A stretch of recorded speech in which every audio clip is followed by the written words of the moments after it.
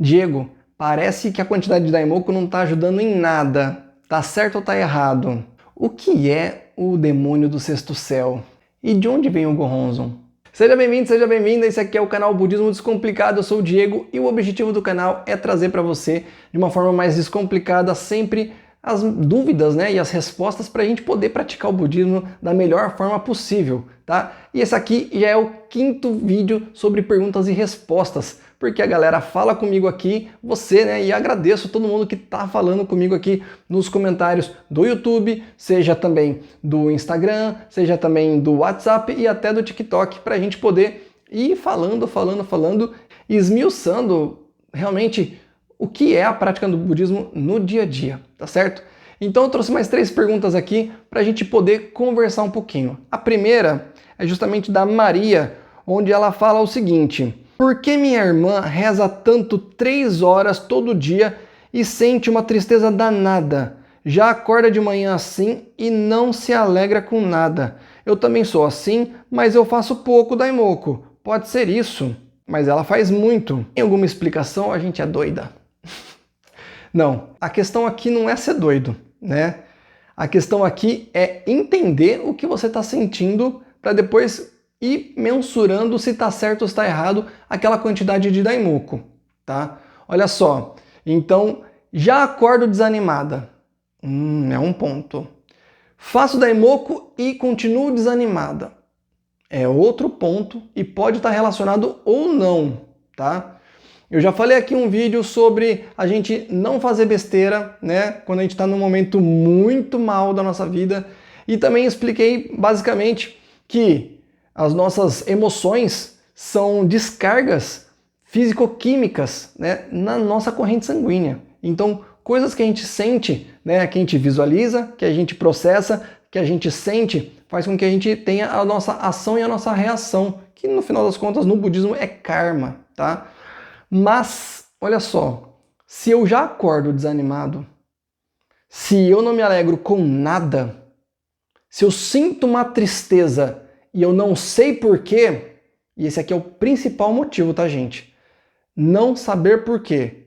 Se a tristeza ela não está relacionada a alguma coisa que você saiba diretamente, tô falando porque foi o que eu aprendi quando eu passei por isso, tá?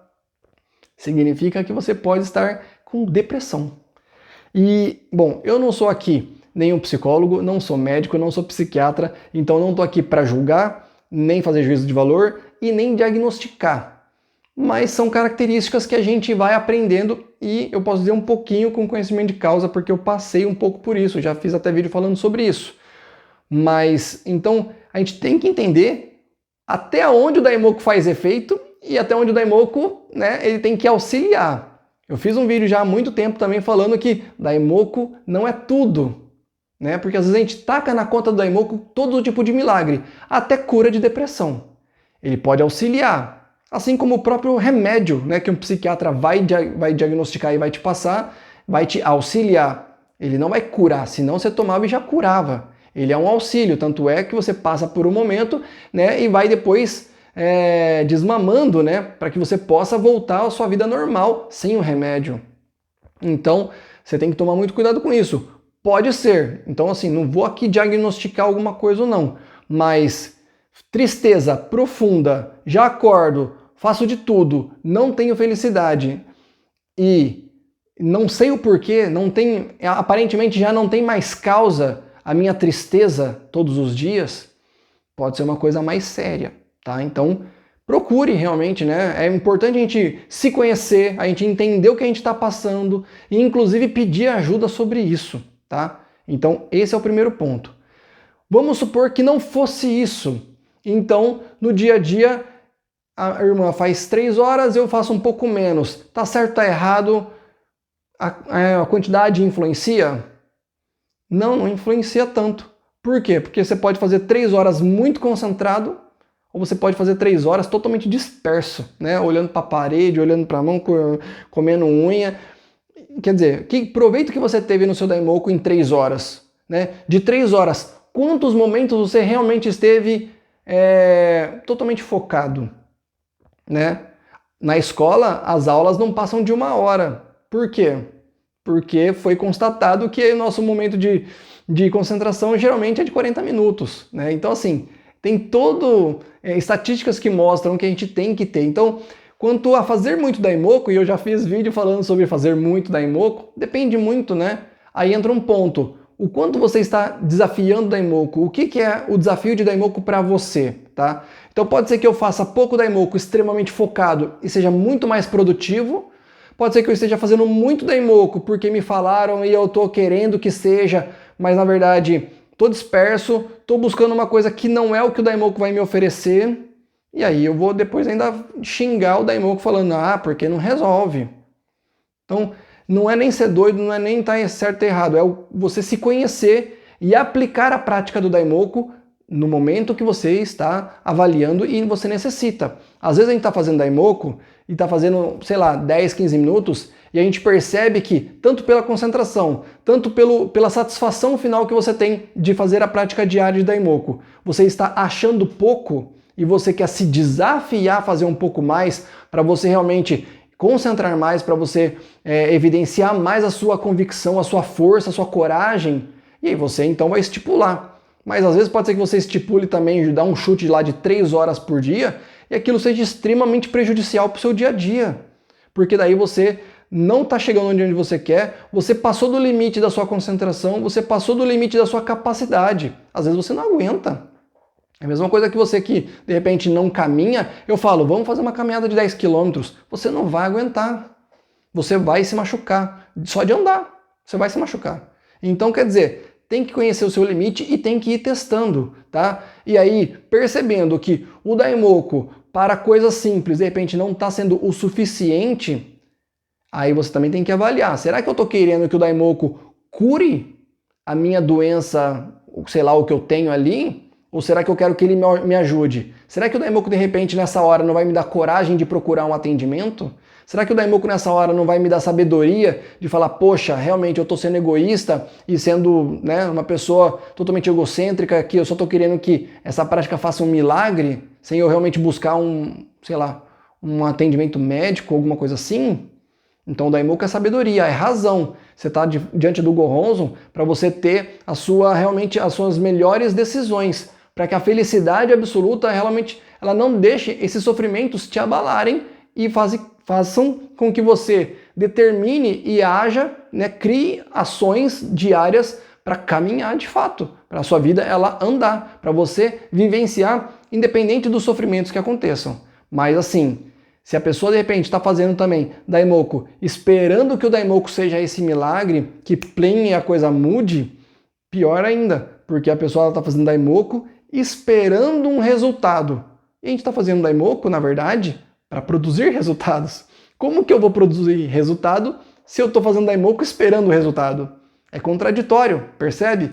Então, nós temos que fazer o Daimoku de maneira consciente. Eu estou fazendo Daimoku para mudar o meu comportamento, para ter sabedoria, para agir de fato e realmente me livrar dos sofrimentos, me livrar do ego, me livrar do orgulho e realmente caminhar para que eu possa ser cada vez mais produtivo e feliz, apesar de todos os problemas que estão me atingindo. Faz sentido para você? Então, basicamente é isso. Se você tiver alguma outra dúvida, você que está me assistindo, coloca aqui também, porque é um assunto complexo e muito importante para a gente conversar, né? Qualidade, quantidade de Daimoku e o objetivo da prática de Daimoku no dia a dia, né? A outra pergunta aqui é da Isolina, uma querida que está sempre acompanhando o canal aqui, e aqui no meio da frase dela ela fala o seguinte: meus amigos, eles perguntam muito sobre o demônio do sexto céu. O que é? Olha só, eu já cheguei a comentar numa live, mas vamos pensar o seguinte. Quando a gente conhece um dos conceitos do budismo, que é um dos mais simples, que é os 10 estados de vida, também chamado dos 10 mundos, né? Então, tem o estado de inferno, fome, animalidade, ira, tranquilidade, alegria, erudição, absorção, bodhisattva e Buda. Então, então a gente chama de estados de vida, condições de vida e 10 mundos, como se fosse um multiverso dentro da gente, né? 10 mundos, 10 céus, né? Então, quando a gente está vivendo isso e a gente está vivendo isso. E desses nomes que eu falei, né, tem uma outra forma de falar. E principalmente no estado de alegria e de tranquilidade, né, o quinto e o sexto estado, na verdade, o quinto, que é o estado de alegria e de tranquilidade, a gente chama de estado mundo dos humanos, e o sexto estado de vida, que é o estado de alegria, é o mundo dos seres celestiais. Então, céu, celestial, alegria. E aí tem aqui o demônio do sexto céu. Na verdade, o nome completo é Rei Demônio do Sexto Céu. E olha só, se você já assistiu outro vídeo que eu fiz falando sobre demônios, demônios são aqui, ó, as vozezinhas que atrapalham a gente, né? É a nossa dúvida, é o nosso medo, é a nossa distração. E aí eu te pergunto, qual é a sua maior distração para não praticar o budismo? Qual a sua maior distração para não seguir firme a sua vida no dia a dia? Pode perceber, algumas coisinhas ou alguma coisinha ou alguma coisona te atenta e é aquela tentação mesmo, né? Tentação. E aí você sempre acaba cedendo para aquilo. Então tem gente que acaba cedendo pelo celular, as redes sociais, né? Então aquela pessoa viciada que fica o dia inteiro, às vezes acaba atrapalhando o dia a dia, né? Família, na hora de comer, trabalho, estudo, porque você tá aqui, ó. É o rei dos demônios, né? Da sua hora do quê? De prazer, a alegria, né? Então, quer dizer, a sua maior tentação é o rei demônio do sexto céu. Então, pode ser o celular, pode ser as redes sociais, pode ser comer, pode ser alguma fuga emocional, pode ser ganância por dinheiro, né? A pessoa que, nossa, só quer viver, quer dinheiro, quer ostentação, quer, sei lá, essas coisas. Jogatina, qualquer tipo de coisa que te dá aquele prazer e faz você fugir do seu dia a dia, né? Então tem gente que, coisa simples, a cervejinha do final de semana, que de repente começa a estender o final de semana e às vezes de repente começa a ser um pouco mais e de repente tem gente que, né, bebe a cervejinha do descanso todos os dias. Não estou aqui fazendo nenhum juízo de julgamento, né? Juízo de valor, assim, cada um sabe, mas eu estou dando exemplos, né? Então, por exemplo, se não é cerveja, se não é bebida alcoólica, é uma Coca-Cola. E aí eu posso falar com conhecimento de causa, né? E demoninho. Então, qual é o seu demônio? Qual é, né? Qual é o demônio que mais tira você do dia a dia, que tira você do foco? Esse é o rei demônio do sexto céu. É a sua tentação que te dá prazer e te tira do caminho mais correto do dia a dia. Faz sentido? E por último aqui tem o Miguel, que ele fala o seguinte: se a Gakkai rompeu com a Nichiren Shoshu, de onde vem o Gohonzon da Gakkai? Então vamos lá. Falando sobre o Gohonzon para você entender, caso você já, né, não conheça muito assim. O Gohonzon, né, foi feito pelo Nichiren Daishonin, né? Então, ele escrevia o Gohonzon para os discípulos. Quando ele morreu, o próximo sucessor dele foi o Nikko Shonin, depois foi o Nichimoku Shonin. E esses sucessores a gente chama de sumo prelado, tá? Que é o monge principal ali no lugar do Nichiren, né? Que vai seguir a linha budista. Então, eles fazem o Gohonzon, né? E aí, para cada pessoa que vai receber o Gohonzon, ele ou alguma outra pessoa ali que tem esse cargo vai poder fazer. Então você pode perceber, se você já viu Gohonzons de organizações diferentes, o Gohonzon é diferente. Por quê? Porque na verdade envolve mais a caligrafia. Na verdade, na época própria do Nichiren Daishonin, já existiram, ele fez vários tipos de Gohonzon. Se você for olhar a fundo, né, tem muitos tipos, até de formatos diferentes, ou o que está escrito, às vezes tem um que está escrito com mais coisas, e é o que a gente mais usa aqui, né? Ele é mais completo, tem os que são mais simples, né, mais resumidos, e não está certo nem errado. Na verdade, foram modelos feitos por Nichiren, e depois cada sangha, né, cada sumo prelado, ele foi fazendo, e aí muda assim a caligrafia. Além disso, né, eles têm toda uma cerimônia para poder conceder o Gohonzon. Só que acontece o seguinte, né, naquela cisão com a Nichiren Shoshu, onde a organização Soka Gakkai fazia parte, depois eles se dividiram. Então assim, a Soka Gakkai é uma organização de budistas leigos. Quem vai fazer o Gohonzon?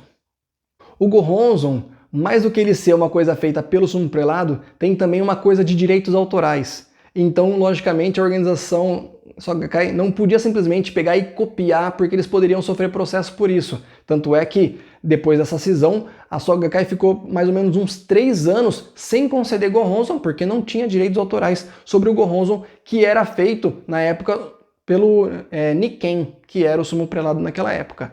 Só que aí teve toda uma busca e eles conseguiram, de alguma forma, os direitos autorais da caligrafia do 20º sumo prelado, que foi o Nichikan Shonin. E aí, conseguindo esses direitos autorais, eles conseguiram produzir essa caligrafia, que é o Gohonzon que a gente usa até hoje. Então, o Gohonzon ele vem do Japão, ele vem da organização, porque nós temos esses direitos autorais aí para conceder esse Gohonzon, que tem os mesmos dizeres do que o próprio Nichiren fez, só que é da caligrafia do Nichikan, tá bom? Então, pessoal, basicamente foram essas 3 perguntas aqui. Se você gostou, já dá um like, compartilha aqui e já manda para a comunidade, já manda nos grupos do WhatsApp para a gente poder divulgar cada vez mais, né? E se você tiver alguma dúvida, coloca aqui, coloca no Instagram, coloca no WhatsApp, coloca no TikTok para a gente poder conversar mais e fazer mais vídeos e cada vez mais descomplicar o budismo na vida diária, tá certo? Muito obrigado, a minha parte é só aí. Tchau, tchau!